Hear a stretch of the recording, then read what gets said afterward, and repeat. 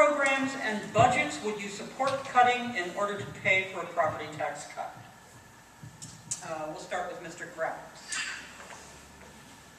That's the most difficult question, and that's why when people bring up and say they'll cut it by 5%, or they'll cut it by 10%, or they'll cut it to 1.5%. If we cut the budget by 1.5%, we'd have to cut over $210 million right now, which is our entire education budget. That's our entire contribution to the education budget, $210 million.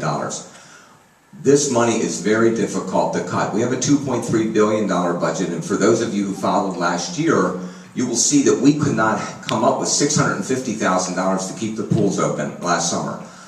There are very few areas of this budget that we can cut. If we're going to cut the budget right now, you're going to have to cut jobs.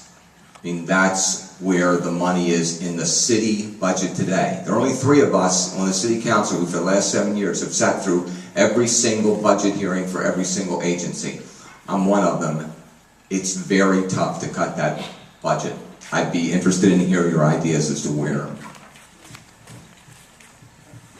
Mr. Kaler. All right. I think that it would be a little irresponsible to make a 30% cut right off the bat until we dealt with split level issues and also trying to create a multiple percentage base for the city. We can lower it to 2. We can find some cuts. Although that's going to be difficult, the best way to pay for it is to focus on job creation. To have more people pay into, yes Henry, you need a job too. The best way to do it is to have people paying into the system. That's through property taxes and renovating our current property tax system and creating jobs.